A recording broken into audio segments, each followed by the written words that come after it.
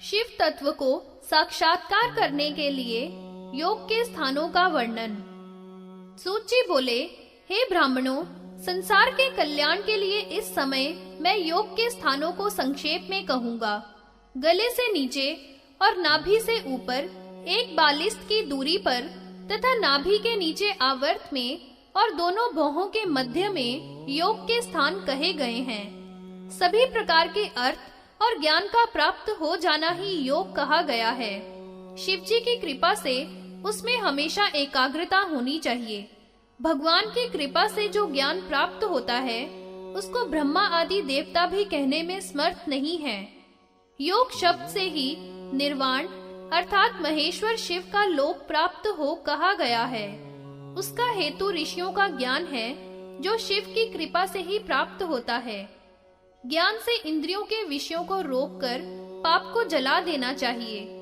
इंद्रियों की वृत्ति के निरोध से ही योग की सिद्धि होगी। हे श्रेष्ठ ब्राह्मणों, चित्त की वृत्तियों का निरोध ही योग कहा है। योग की सिद्धि के निम्न 8 प्रकार के साधन कहे हैं।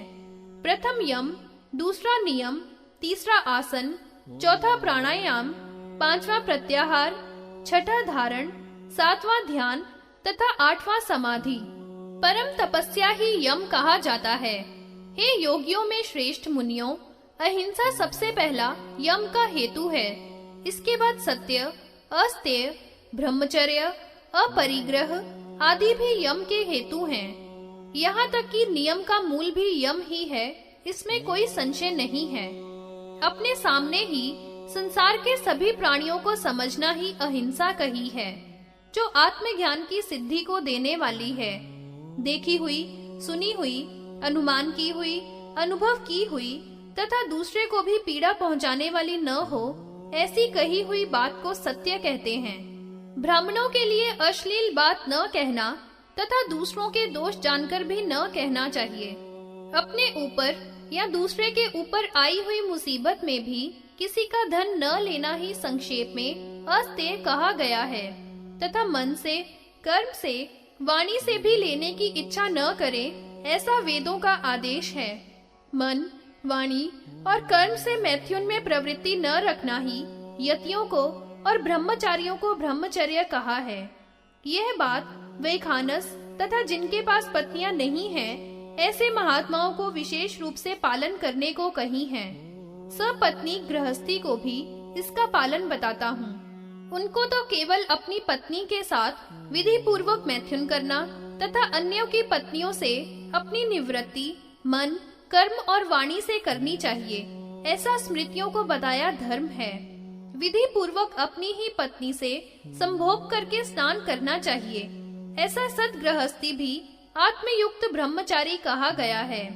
ब्राह्मण, गुरु तथा अग्नि के पूजन में अहिंसा का त्याग भी हो जाए तो भी कोई बात नहीं है, क्योंकि इस प्रकार की विधि पूर्वक की गई हिंसा भी अहिंसा ही है, ऐसा स्मृतियों तथा वेद का भी मत है। स्त्रियों को सदा परित्याग करें, उनका साथ कभी भी न करें। मुर्दे में जिस प्रकार का चित्त हो जाता है निवृत्ति का, वैसा ही निवृत्ति का चित्त स्त्रियों के प्रति रखना चाहिए। स्त्री अंगार के समान और पुरुष घी के समान है। इससे नारी का संसर्ग दूर से ही परित्याग कर देना चाहिए। भोग से विषयों की तृप्ति कदापि नहीं हो सकती है। मन, कर्म, वाणी से विचार करके तथा वैराग्य से ही विषय शांत हो सकते हैं। इंद्रियों के द्वारा विषयों को भोगने से काम शांत नहीं होती, अपितु अग्नि में घी आहुति देने के समान वे अधिक बढ़ती हैं। हे वेद शास्त्र जानने वाले ऋषियों, त्याग से ही अमरत्व मिलता है। वह कर्म, संतान या द्रव्य से प्राप्त नहीं हो सकता। इसलिए मन, वाणी और कर्म से विराग करना चाहिए और ऋतुकाल को छोड़कर मैथुन से निवृत्ति रखना ब्रह्मचर्य कहा है। हे श्रेष्ठ ब्राह्मणों, ये मैंने आपसे यम कहे, अब नियमों को बताता हूँ। शौच, यज्ञ, तप, दान, स्वाध्याय, इंद्रिय निग्रह, व्रत, उपवास, स्नान, अनिच्छा, ये 10 नियम कहे हैं। शिव मंत्र का जप तथा पद्म आदि आसन कहे हैं। भीतरी बाहरी पवित्रता ही शौच है। बाहरी पवित्रता से युक्त होकर भीतरी पवित्रता का आचरण करना चाहिए। शिव जी की पूजा करने वाले को अग्नि, वरुण तथा ब्राह्मण संबंधी कर्तव्य करने चाहिए। विधान पूर्वक स्नान आदि करके पुनः भीतरी पवित्रता का आचरण करना चाहिए। तीर्थ के जल में सदा ही मिट्टी आदि शरीर में लगानी चाहिए। स्नान आदि करने पर भी मनुष्य भीतरी पवित्रता से हीन होते हैं। जैसे शैवाल, मगर, मछली आदि जीव सदा मछली के द्वारा जीवन यापन करने वाले धीवर आदि भी सदा जल में रहते हुए भी मलिन रहते हैं। इसलिए हे ब्राह्मणों, सदा जल में अवगाहन करने से ही मनुष्य पवित्र नहीं होते। विधान पूर्वक हमेशा भीतरी पवित्रता भी रखनी चाहिए। आत्मज्ञान रूपी पवित्रता जल में सदा स्नान करके सुंदर वैराग रूपी मिट्टी का चंदन लगाकर अपने को पवित्र करना चाहिए। शुद्ध के लिए ही सिद्धियां प्राप्त होती हैं, अशुद्ध को नहीं। अर्थ सिद्धि के लिए संतोष पूर्वक चांद्रायण व्रत आदि से पवित्रता प्राप्त करनी चाहिए। ओंकार का जप ही स्वाध्याय कहा गया है, जो 3 प्रकार का होता है। वाणी के द्वारा किया हुआ जप अधम कहा है। उपांशु जप ही सर्वोत्तम है। मानसिक जप भी श्रेष्ठ है। इनका विस्तार से वर्णन आगे पंचाक्षर वाले अध्याय में किया गया है। गुरु की अचल भक्ति से शिव का ज्ञान प्राप्त होता है। इंद्रियों को विषयों से रोकना प्रत्याहार कहा गया है। चित्त की धारणा को संक्षेप से बताता हूँ। स्वस्थ चित्त से विचार पूर्वक एक चित्त होकर दूसरी तरफ से मन हटाकर ध्यान करना ही समाधि कहा गया है। समाधि में अपने शरीर को शून्य मात्र समझता हुआ चित्त आनंद का आभास होता है। समाधि का मूल कारण प्राणायाम है। प्राणायाम में अपने देह की वायु को निरोध करते हैं। मंद, मध्यम और उत्तम 3 प्रकार का प्राणायाम कहा है। प्राण वायु का रोकना ही प्राणायाम कहा है। प्राणायाम का मान 12 मात्राओं का कहा गया है। नीचे की ओर भी 12 मात्रा तथा ऊपर भी 12 मात्राओं का उसका मान होता है। मध्यम में तो 24 मात्राओं का मान होता है। मुख्य रूप से तीनों 36 मात्रा के ही कहे हैं। आनंद की उत्पत्ति के योग के लिए प्रस्वेद, कंपन, उत्थान, रोमांच, ध्वनि, अंगों का मोटन तथा कंपन गर्भ में क्रमानुसार जप करना चाहिए।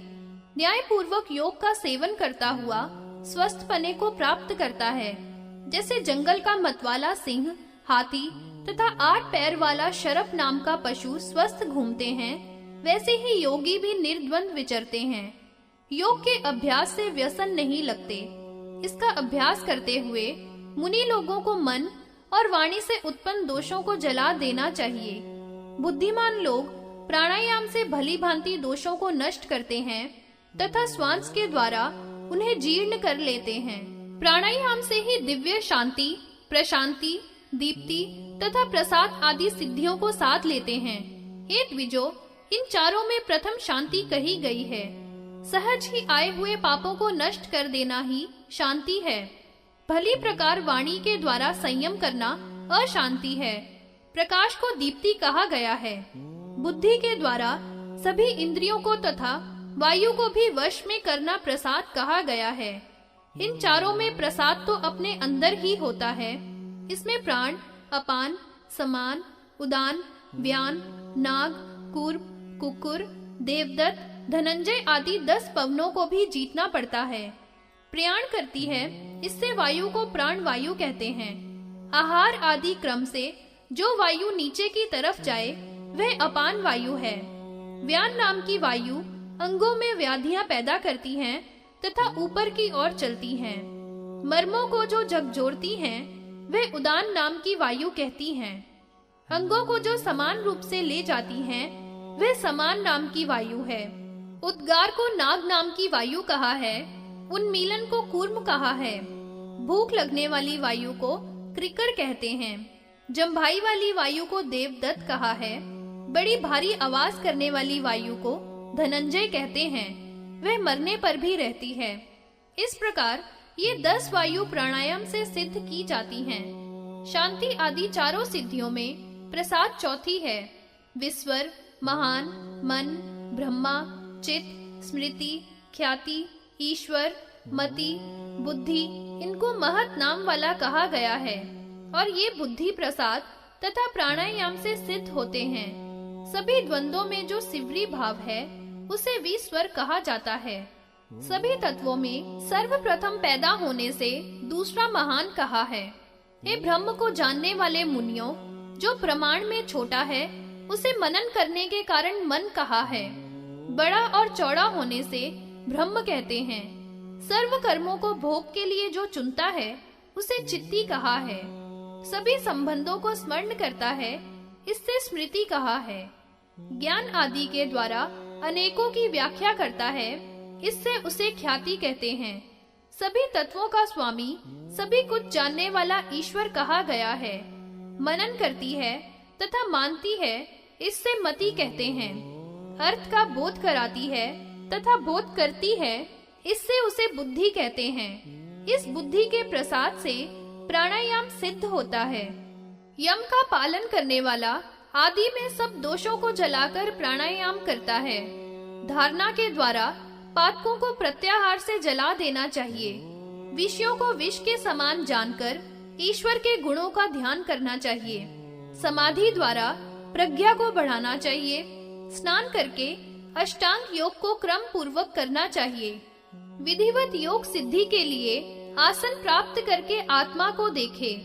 अदेश और असमय में योग साधन न करें। अग्नि के अभ्यास में, जल में, सूखे पत्तों में, जंतुओं से व्याप्त जगह में, शमशान में, जीर्ण पशुओं के कोष्ठ में, शब्द होने वाले स्नान में तथा शब्द वाले समय में, दीमक के घर में, अशुभ जगह में, दुष्ट पुरुषों से आक्रांत जगह में, मच्छर आदि से युक्त स्थान में, शरीर में बाधा उत्पन्न होने पर, दुर्मन होने पर योग साधना न करें तथा गुप्त शुभ स्थान में, रमणीक पर्वत की गुफा में, शिवजी के क्षेत्र में, शिवजी के बगीचे में, वन में अथवा घर में, शुभ देश में, जंतुओं से रहित निर्जन देश में, अत्यंत निर्मल, अच्छी प्रकार लिपा पुता, चित्रित, दर्पण के दरस से युक्त, अगर धूप आदि से सुगंधित, अनेक प्रकार के फूलों के वितान से घिरा हुआ, फल पत्ते तथा मूल आदि से युक्त, कुशा पुष्प आदि के सहित स्थान में सम आसन पर बैठकर बुद्धिमान को स्वयं योगाभ्यास करना चाहिए। सबसे प्रथम गुरु को प्रणाम करें। इसके बाद शिव को, देवी को, गणेश को, शिष्यों सहित योगीश्वरों को प्रणाम करके युक्ति पूर्वक योग में लगना चाहिए। आसन पर बैठकर पदम अथवा अर्घासन बांध कर बैठें। सम जंघाओं से अथवा एक जंघा से दोनों पैरों को सिकोड़कर दृढ़ पूर्वक आसन बांध कर रहें। आंखों को एक जगह स्थिर करके छाती को सीधी रखें। पास की एड़ियों से अंडकोशों की तथा मूत्र इंद्री की रक्षा करें। कुछ कुछ ऊपर को उठा हुआ सिर रखें। दांतों को दांतों से स्पर्श न करें। नासिका के अग्र भाग को ही देखें, इधर उधर न देखें। तमोगुण को रजोगुण से, रजोगुण को सतोगुण से ढक लेना चाहिए तथा अपने में स्थिर होकर शिव के ध्यान में अभ्यास करें। ओंकार का, शुद्ध दीप शिखा का, श्वेत कमल की पंखुड़ी पर शिव का ध्यान करें। नाभि के नीचे विद्वान पुरुष कमल का ध्यान करके 3 या 8 अंगुल के कोण में अथवा पंच कोण में या त्रिकोण में अग्नि, सोम तथा सूर्य की शक्तियों के द्वारा सूर्य, चंद्र, अग्नि अथवा अग्नि, सूर्य और चंद्रमा का इस क्रम से ध्यान करें। तीनों गुणों के क्रम से ऊपर के इन 3 मंडलों की भावना करनी चाहिए। अपने में स्थित होकर रुद्र का अपनी शक्ति के अनुसार शक्ति के सहित चिंतन करें। नाभि में अथवा गले में अथवा दोनों भौहों के मध्य में यथा विधि ललाट की फलिका में मध्य सिर में योगास्त होकर ध्यान करना चाहिए। 2 दल में, 16 में, 12 में, 10 में, 6 में अथवा 4 कोणों में शिव का ध्यान करें। स्वर्ण की सी आभा वाले, अंगार के समान, श्वेत तथा द्वादश आदित्य के समान तेजस्वी अथवा चंद्रमा की परछाई के समान, बिजली की चमक के समान, अग्नि के वर्ण वाला अथवा बिजली की लपट के समान आभा वाले परमेश्वर का चिंतन करना चाहिए। अथवा करोड़ों वज्र की सी चमक वाले अथवा पद्म राग मार्ग की आभा वाले नील लोहित शिव का ध्यान योगी को करना चाहिए। महेश्वर का हृदय में ध्यान करें, नाभि में सदाशिव का, चंद्रचूड़ का ललाट में तथा दोनों भौहों के मध्य भाग में शंकर जी का ध्यान करना चाहिए।